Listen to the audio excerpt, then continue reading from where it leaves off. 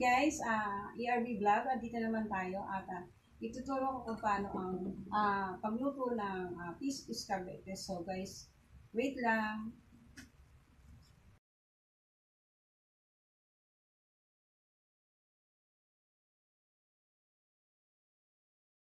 Pag mainit na yung kawali, lalagyan na natin yung isda pag mainit na yung mantika at sure natin na mainit na siya guys. Guys, pinrito muna natin isda, antayin natin siyang maluto. Takpan natin para mas okay po. Guys, nabaliktad ko na yung tilapia. Isa lang yung lulutuin ko. Para pakita ko lang sa inyo kung paano pa magluto ng fish escabeche tilapia. Guys, naprito ko na yung tilapia. Isa lang yung lulutuin ko guys para na mapakita ko sa inyo kung paano lutuin. So yun, igigisa na natin guys.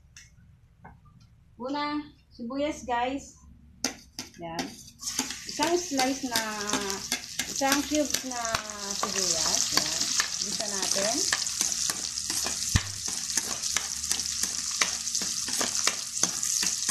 At nun guys, sunod natin yung luya. Yan. Kasi yung bawang baka matos pagka siya yung sinulitan. Sa luya guys.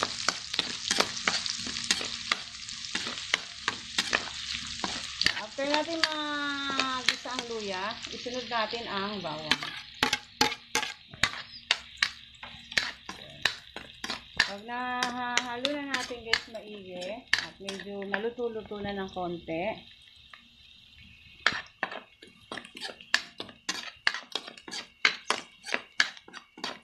isunod natin ang red pepper, siling pula,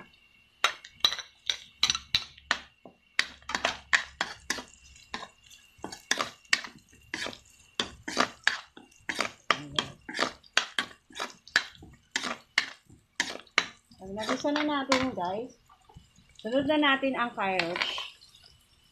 Carrots guys. Yan. Igisa natin maigi guys para malutong maigi.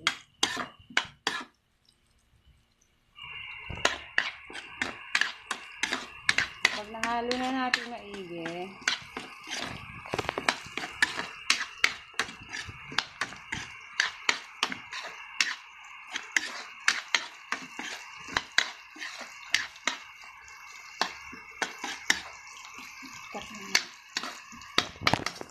so yan guys, nagisa na natin maigi yung carrots para medyo malambot-lambot siya. Gisa muna natin siya.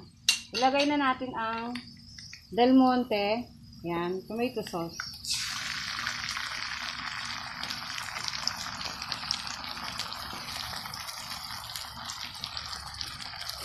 Haluin natin guys.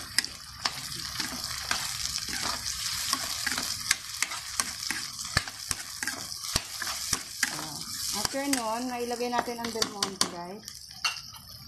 Maglagay tayo ng suka. Vinegar guys. Tapos, toyo. Paminta. At sugar.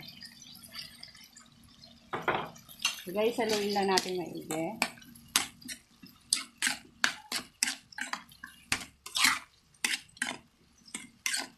Pag nahalo na natin guys,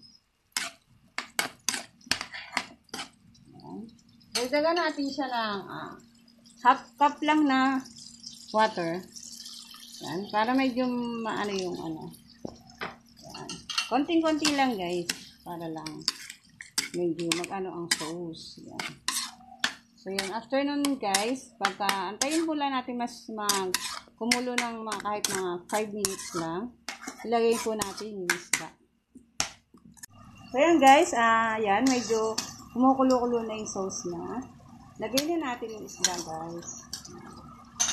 Para lumasa po ang sauce, yan. Itap po natin. So yan guys. So napaikutan na po natin ang tilapia. Yan. So guys, maya-maya lang, mga ilang minuto lang, ay matatapos na po yan. Takpan po natin guys para mag-simmer po talaga siya. So guys, pwede nang hanguin at luto na ang ating fish escabeche. Ayan guys. Kunin lang natin siya. Medyo na ano yung kanyang ulo guys. Medyo bumigay guys. At pasensya na. Ayan. Natanggal ang ulo ng tilapia. Ayan guys.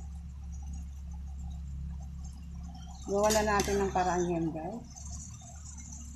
Ayan.